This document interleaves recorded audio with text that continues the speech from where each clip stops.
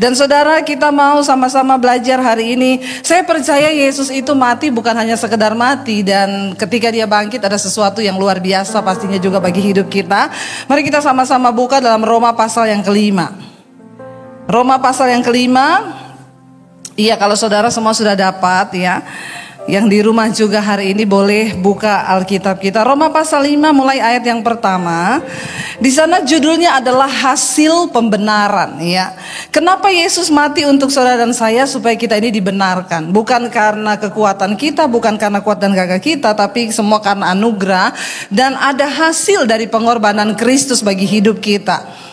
Yang pertama di sana dikatakan hasil pembenaran. Ayat yang pertama kita baca sama-sama yuk. Semua kita baca sama-sama 1, 2, 3. Sebab itu kita yang dibenarkan karena iman, kita hidup dalam damai sejahtera dengan Allah oleh karena Tuhan kita Yesus Kristus. Ayat yang kedua, oleh Dia kita juga beroleh jalan masuk oleh iman kepada kasih karunia ini. Di dalam kasih karunia ini kita berdiri dan kita bermegah dalam pengharapan akan menerima kemuliaan Allah. Yang pertama saudara, hasil pembenaran dari kematian Kristus ketika dia mati dan bangkit bagi setiap kita. Di sana dikatakan yang pertama, sebab itu kita yang telah dibenarkan oleh karena iman, kita ini hidup dalam damai sejahtera dengan Allah oleh karena Tuhan kita Yesus Kristus. Kematian Kristus di atas kayu salib yang pertama membawa kita ini hidup dalam damai sejahtera dengan Tuhan. Katakan, ketika damai sejahtera yang dari Allah itu dalam hidup kita, apalagi hari-hari ini saudara ya, dunia sedang digoncangkan oleh virus yang sebenarnya tidak kelihatan tapi mampu melumpuhkan semua aspek hidup kita. Sehingga rasanya orang itu ketakutan. Ketika pertama kali saudara mendengarkan tentang virus ini ya, kita semua pasti ketakutan. Tidak ada satupun yang tidak. Ya, termasuk saya juga hamba Tuhan. Takut nggak? Takut, karena pendeta juga manusia, punya rasa, punya hati. Jangan samakan dengan pisau belati. Ya, jadi waktu itu saya juga ketakutan saudara. Rasanya mau kemana-mana itu aduh virus, mau buka pintu virus. Ya, suami udah beli semua anti buat semprot-semprot. Ya, saya pikir-pikir juga kalau semua disemprot itu kan dari pestisida. Kita bisa mati bukan karena virus tapi karena semprotan ya saudara ya. Tapi akhirnya saudara, satu kali saya itu lagi merenung. Aduh Tuhan, kalau caranya begini kita hidup dalam ketakutan. Ya, nanti kita rasa demam sedikit meriang. Aduh, corona. Aduh, ya baru batuk. Corona ya. Jadi anak saya bilang, "Mam, tenggorokan saya sakit." Oh, dalam nama Yesus corona. Kayaknya ya di sekeliling kita itu satu kali saya tuh pagi-pagi saudara di dapur lagi merenung apa yang sedang terjadi hari-hari ini Tuhan. Tiba-tiba Tuhan itu berbicara kepada saya begini, virus yang tidak terlihat itu sudah membuat kamu ketakutan dan kehilangan damai sejahtera. Padahal aku juga Allah yang tidak terlihat. Tapi kenapa kamu lebih takut kepada virus itu daripada kepada Tuhan? Sampai kita kehilangan damai sejahtera. Lalu saudara, saya dikasih lagu sama Tuhan. Saya mulai nyanyi lagu itu, lagu lama saudara ya. Bisa gak ini main keyboardnya? Kiri kananku ada Tuhan. Ini lagu lama ya. Ada Tuhan, sekelilingku ada Tuhan, dalam hidupku ada Tuhan, Yesus selalu bersamaku. Kalau orang takut yang parno nyanyinya, kiri kananku ada virus, sekelilingku ada virus. Bagi penakut ini ya, dalam hidupku ada virus, virus selalu bersamaku. Tapi kita mau bilang, kiri kananku ada Tuhan, sekelilingku ada Tuhan, dalam hidupku ada Tuhan, Yesus selalu bersama. Sekali lagi yang di rumah juga sama-sama katakan, yes, amin. Kami percaya Tuhan, sekelilingku ada Tuhan, dalam hidupku ada Tuhan, Yesus selalu bersamaku. Siapa bersama? Yesus selalu bersamaku, Yesus selalu bersamaku. Haleluya. Amin saudara. Jadi jangan sampai kita kehilangan damai sejahtera hari-hari ini. Ya, ada dokter yang SMS kepada saya, "Ibu, saya ini tim dokter. Tapi jujur Bu, melihat teman-teman dekat saya sudah meninggal. Saya tuh jadi takut. Ya sampai rasa-rasanya apa saya mau mundur dari pekerjaan saya. Tapi kita sudah disumpah. Saya bilang sama dia, Pak, tetap melihat kepada Tuhan. Disinilah dibutuhkan iman. Bapak dengar ya Pak, saya bilang sama Bapak, kalau belum saatnya mati, ya Bapak belum akan mati sekalipun kena corona. Karena yang sembuh juga banyak saudara, benar nggak? Tapi orang ketakutan dengan yang terinfeksi. Saya mau bilang, yang meninggal karena jantung, karena stroke, kepleset di kamar mandi itu lebih banyak. Tapi karena roh ketakutan ini yang membuat kita kehilangan damai sejahtera.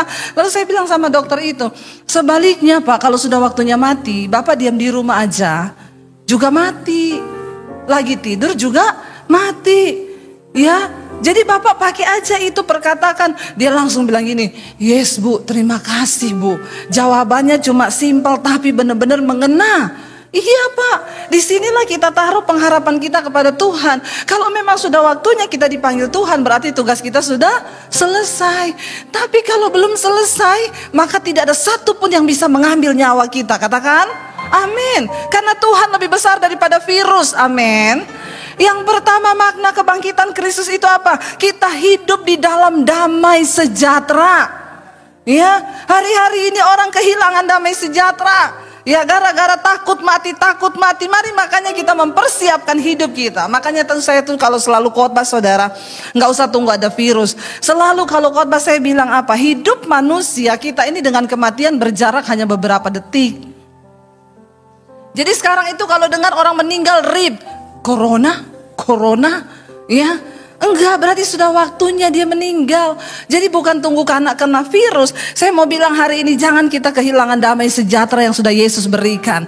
Mari hari di Paskah ini kebangkitan Kristus ini saudara. Kita mau bilang Tuhan terima kasih kamu mau hidup dalam damai sejahtera Tuhan. Amin. Itu hasil yang pertama dari kebangkitan Kristus dalam hidup kita. Kita hidup dalam damai sejahtera. Ada yang bilang gini saudara. Ya dengan adanya suruh berdiam diri di rumah ini sih memang ada dampak negatif dan positif. Kalau kemarin di China saudara, akibat dari berdiam diri itu setelah itu terjadi angka perceraian yang tinggi. Kenapa? Karena suami istri yang tidak pernah ketemu sekarang bertemu 24 jam sehari. Ya, ke kamar mandi ketemu suami, ke dapur ketemu istri, ke mana ketemu anak, ya. Jadi sebenarnya ada dua. Ada sebaliknya orang-orang yang berkata, Bu, sejak kami disuruh berdiam di rumah ini, kami mencari Tuhan sungguh-sungguh. Ya kami jadi dekat suami, istri, anak-anak. Sekarang kami berdoa tiap malam. Jadi saudara, harusnya itu semua tergantung respon kita. Dari segi mana kita memandang ketika kita melihat ya bahwa Tuhan sudah memperdamaikan kita dengan dirinya. Saya berdoa, pakailah waktu-waktu ini kita berdiam di rumah untuk mencari Tuhan. Kenapa? Yesus sudah mati dan bangkit bagi kita. Bahkan kita percaya damai sejahtera yang Dia berikan kepada kita itu jauh melampaui akal pikiran kita, jauh melampaui keadaan kita. Yang kedua saudara, mari kita baca sama-sama ayatnya. Di sana dikatakan ya. Ayat yang ketiga kita baca saudara. Apa yang Yesus berikan buat kita lewat kebangkitannya, apa yang kita alami. Ayat yang ketiga kita baca sama-sama 1, 2, 3. Dan bukan hanya itu saja, kita malah bermegah juga dalam kesengsaraan kita. Karena kita tahu bahwa kesengsaraan itu menimbulkan ketekunan.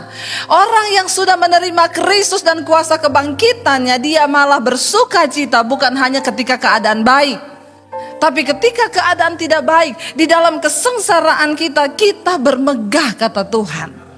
Orang yang menerima kebangkitan Kristus itu kita bermegah. Ya, saudara, apapun yang hari-hari ini saya tahu ada banyak penderitaan yang terjadi. Ada banyak orang yang berkata, Ibu kenapa ini semua terjadi? Saya kehilangan pekerjaan gara-gara virus corona ini. Ada yang berkata, Ibu, ya kami nggak tahu lagi mau makan apa karena jujur kami disuruh berdiam ini sampai kapan kita nggak tahu. Dengar-dengar terakhir kemarin dari pemerintah sampai Lebaran.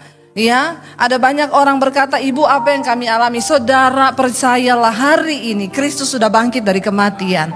Dia memberikan pengharapan bagi setiap kita. Harapkan Tuhan lebih dari segala-galanya. Kenapa? Kita melihat orang-orang yang luar biasa di Alkitab. Ketika mereka mengalami lockdown itu Tuhan pelihara. Contohnya siapa? Yang pertama Elia. Ketika akan terjadi kelaparan besar di Israel, ya Elia berkata, Tuhan berkata dan berfirman kepada Elia, engkau engkau pergi dari sini ke sebelah timur, bersembunyilah di tepi sungai Yordan, di sungai Kerit, di tepi sungai Yordan. Maka di sana burung gagak akan memberikan engkau makan pagi dan petang, dan engkau akan minum dari air itu. Saudara, mengikut Tuhan berbicara, kita mengikut sesuatu yang memang tidak terlihat, tapi disinilah iman kita dibutuhkan. Amin. Alkitab berkata kita bermegah dalam kesengsaraan kita. Kenapa? Karena kesengsaraan itu menimbulkan ketekunan. Ya, kesengsaraan ini, apa yang sedang terjadi hari-hari ini di bangsa kita, saya melihat akhirnya banyak orang yang jadi tekun mencari Tuhan.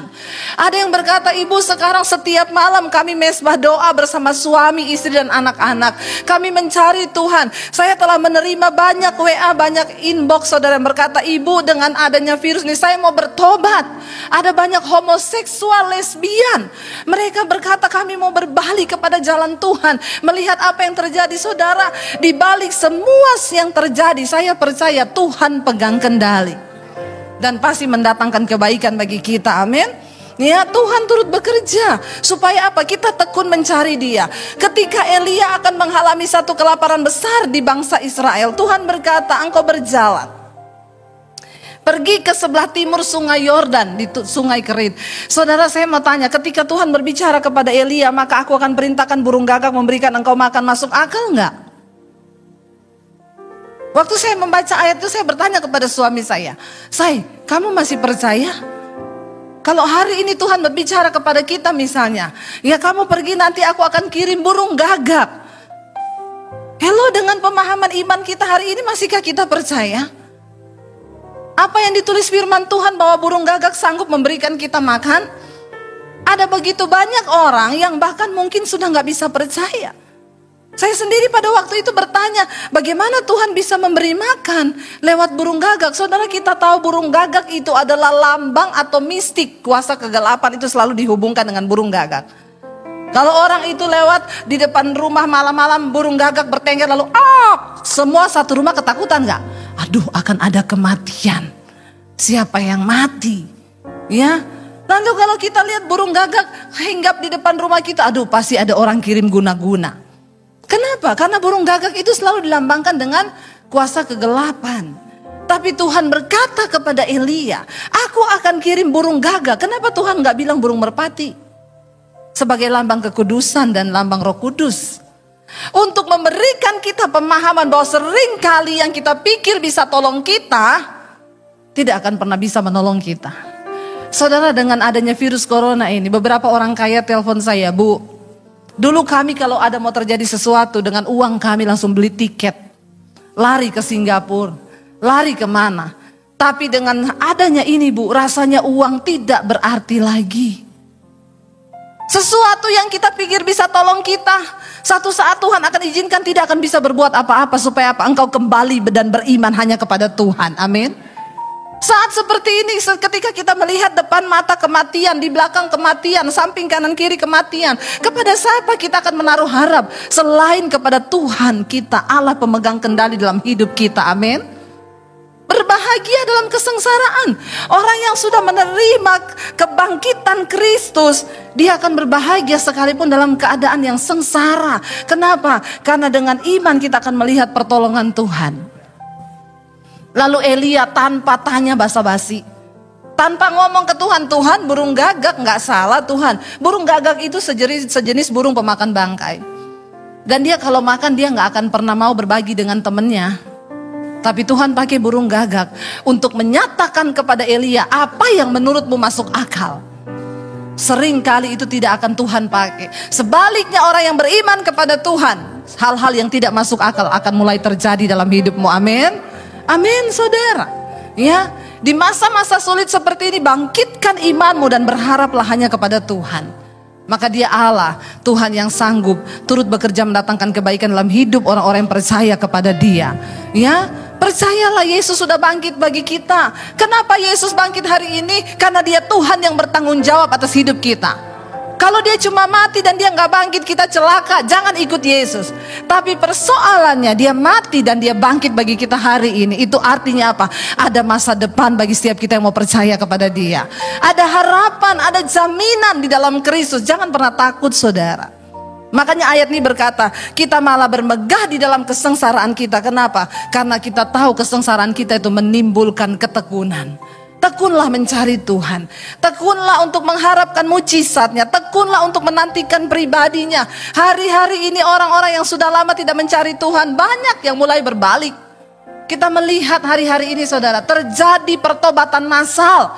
Ya, video-video yang kita terima di Spanyol, ya di Itali, orang-orang mulai mencari Tuhan.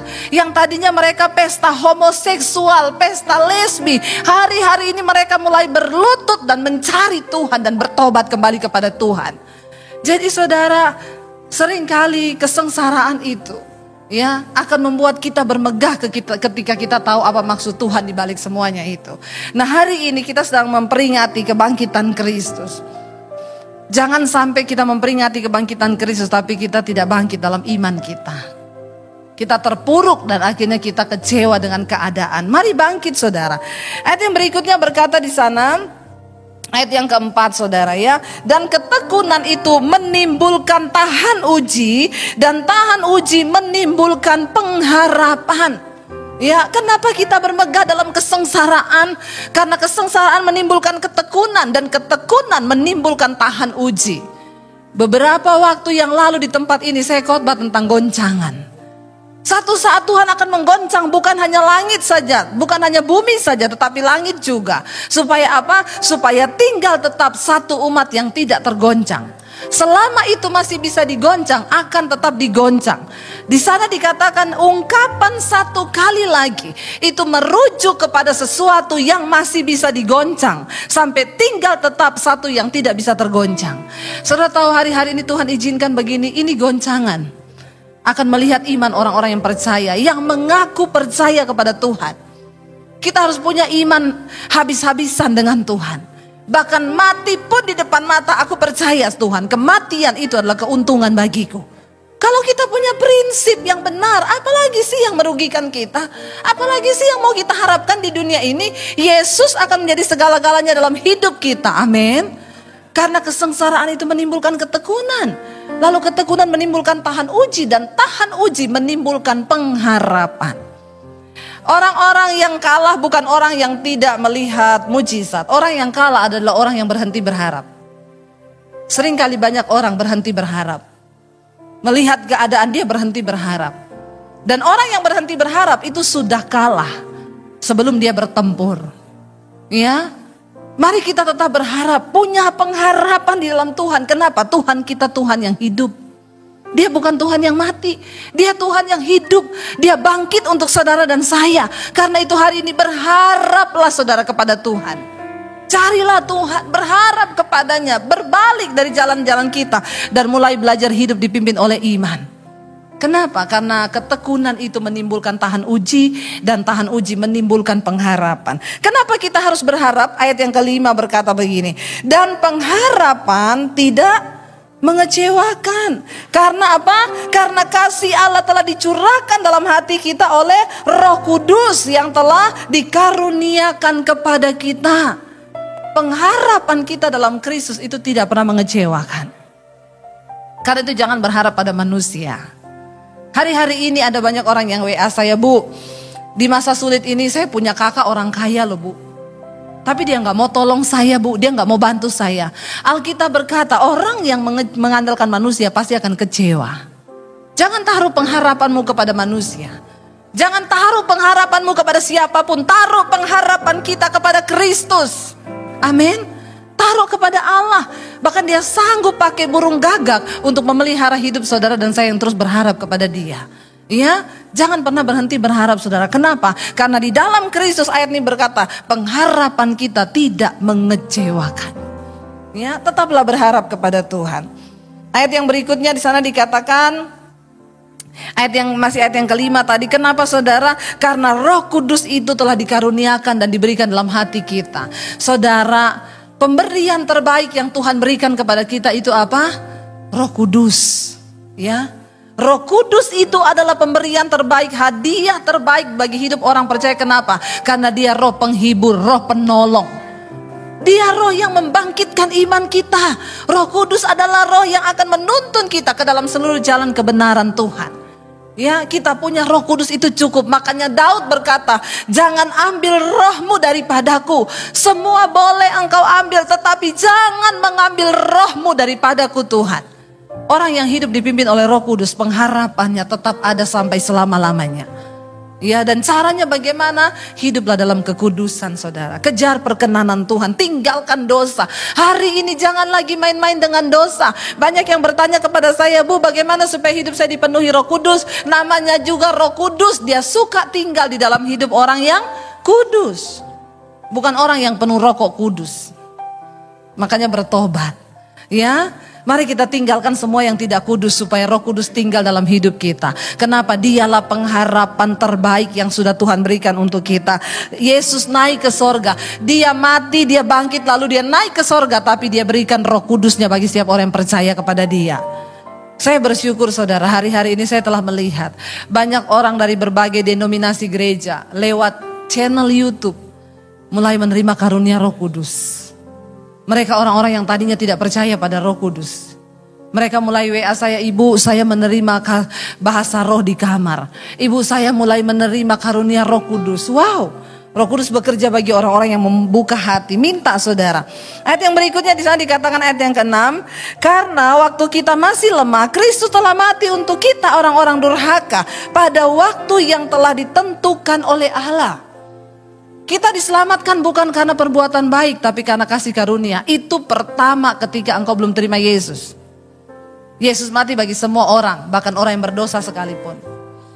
Tapi ketika kita sudah mengenal Kristus, mengenal kebenarannya, jangan main-main lagi dengan dosa. Karena Alkitab berkata, tidak ada lagi darah untuk menghapus kedurhakaanmu itu. Tidak ada lagi darah untuk menghapus. Jangan engkau menyalibkan Kristus untuk kesekian kalinya dalam hidupmu. Cukup sekali. Ya. Yesus mati bagi kita, di sana dikatakan ya, dia mati bagi kita ketika kita masih lemah, ketika kita masih orang durhaka pada waktu yang ditentukan oleh Allah. Kita diselamatkan bukan karena lihat masa lalu kita, bukan karena kita orang baik, ya, tapi karena kita ini semua tidak layak, lalu Yesus mati bagi saudara dan saya. Ya. Lalu ayat yang berikutnya di sana dikatakan, ayat yang ke-7, sebab tidak mudah seorang mau mati untuk orang yang benar. Tapi mungkin untuk orang yang baik ada orang yang berani mati. Akan tetapi Allah telah menunjukkan kasih-Nya kepada kita oleh karena Kristus telah mati untuk kita ketika kita masih berdosa. Ya, mati untuk orang benar jarang ada orang mau. Mati untuk orang baik banyak yang mau. Kenapa? Utang budi. Dia baik buat saya. Saya rela pasang badan buat dia. Kenapa? Dia baik buat saya. Untuk orang benar sedikit yang mau mati. Apalagi untuk orang berdosa. Siapa yang mau mati? Saya dulu ingat saudara, waktu saya masih SMP dulu, papi saya itu bekerja di kantor Syah Bandar. Yang ngurusi kapal keluar masuk kapal-kapal ya. Lalu pada waktu itu ada satu perusahaan kayu yang bekerja sama.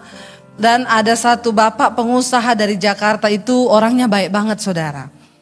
Dia datang ke Sulawesi, dia pas datang ke Sulawesi lalu dia suruh papi saya aturin bisa nggak diantar, dia mau lihat perkebunan kayu itu. Lalu dicariin sopir ya, bapak ini baik banget saudara. Ketika dia lagi jalan di luar kota dengan sopirnya, dia bilang sama sopir itu, Pak, daripada saya ngantuk, saya nyetir mobil boleh nggak? Ya, sopirnya bilang, oh iya silakan Pak. Dan sopir ini juga banyak berhutang budi sama bapak ini saudara. Lalu bapak itu nyetir saudara. Memang jalan di Sulawesi itu apalagi jalan trans itu aspalnya itu aspal butas yang hitam itu mulus sekali. Karena sepi banget. Tapi kalau ada anak-anak nyebrang jalan itu nggak bisa ngerem. Dia nyetir saudara dengan gas. Benar-benar gaspol ya, orang bilang. Tiba-tiba ada anak kecil nyebrang jalan, gak lihat gini kanan kiri, dia lari. Lalu ditabrak sama bapak ini dan anak itu meninggal di tempat. Ketika orang mulai berdatangan, sopirnya itu bilang gini, Pak, bapak mundur ke belakang sekarang Pak, sekarang dari dalam lompat ke belakang, saya duduk di bagian setir. Supaya orang tahu saya yang nabrak anak itu, jangan bapak. Kenapa saudara sopirnya berani mati untuk bapak itu? Karena ini bapak baik sekali. Ya, tapi bapak itu dasar orang baik. Dia bilang gini, Pak, saya yang melakukan, saya yang harus bertanggung jawab. Enggak apa-apa, Pak. Lalu akhirnya polisi berdatangan, semua orang kampung berdatangan. Tapi karena mereka akhirnya bisa atur damai. Ketika bapak itu di sel saudara, ya, wah itu papi saya, kepala kantor bawain apa-apa ke sana saudara. Kenapa? Ini orang baik. Semua orang kenal dia itu baik. Jadi semua orang utang budi. Nah di sini ayat ini berkata, untuk orang baik banyak yang berani mati. Tapi Yesus mati waktu kita berdosa. Siapa yang mau mati bagi orang berdosa? Kita lihat orang berdosa itu saudara, dihukum aja kita syukurin, bener nggak? Ya, malah kadang kita gondok, ya itu orang berdosa banget kok masih enak-enak aja sih hidupnya. Itu kita manusia. Tapi Alkitab berkata Yesus mati bagi kita ketika kita masih berdosa. Dan itu luar biasa kasihnya saudara. Ayat yang ke-9 berkata, lebih-lebih apa? Karena kita sekarang telah dibenarkan oleh darahnya, kita pasti akan diselamatkan dari murka Allah. Lebih-lebih sekarang Yesus sudah mati bagi kita, dan dia bukan cuma mati, dia bangkit bagi saudara dan saya. Maka kita yang percaya kepada Kristus diberikan anugerah Roh Kudus, kita pasti diselamatkan dari murka Allah. Jangan takut saudara. Orang yang mengaku Yesus, percaya Yesus, menerima karya penebusannya di salib, dan percaya pada kebangkitannya, kita akan menerima kehidupan yang kekal sampai selama-lamanya. Lalu ayat yang ke-10 berkata, sebab jikalau kita ketika masih seteru, masih bermusuhan, diperdamaikan dengan Allah oleh kematian anaknya, lebih-lebih kita yang sekarang telah diperdamaikan pasti akan diselamatkan oleh apa? Hidupnya. Ini ayat 11, dan bukan hanya itu saja, kita malah bermegah dalam Allah oleh Yesus Kristus Tuhan kita, sebab oleh Dia kita telah menerima pendamaian itu. Satu hal yang paling membahagiakan bagi orang yang percaya Yesus, kita sudah diperdamaikan dengan Allah lewat kematian Kristus. Jadi kita hidup dalam damai sejahtera dengan Tuhan. Kenapa? Orang yang paling tersiksa dan paling tidak berbahagia di dunia ini adalah orang yang bermusuhan dengan Allah. Tapi kita telah diperdamaikan lewat kematian Kristus. Ada damai sejahtera dalam hidup kita, sehingga apapun yang terjadi, kita percaya saudara bahwa Yesus itu Tuhan yang bertanggung jawab atas hidup kita. Dan biarlah kuasa kebangkitan itu ada dalam hidup kita hari ini. Bangkit saudara, jangan takut.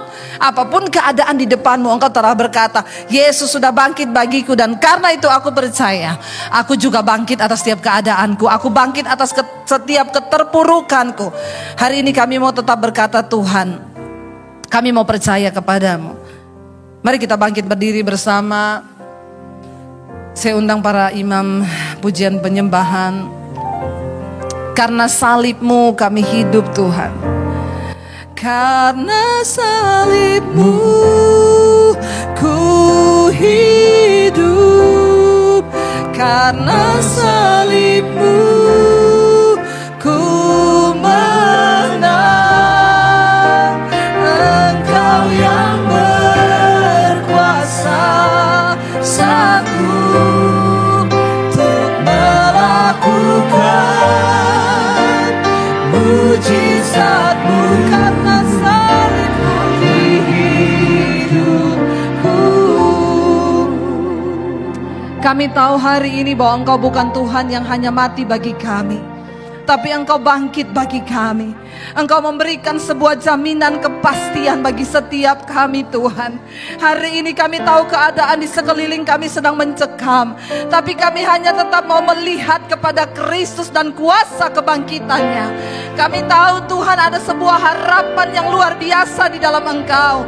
Kami percaya Tuhan, kami terima kuasa kebangkitan itu hari ini Bapa.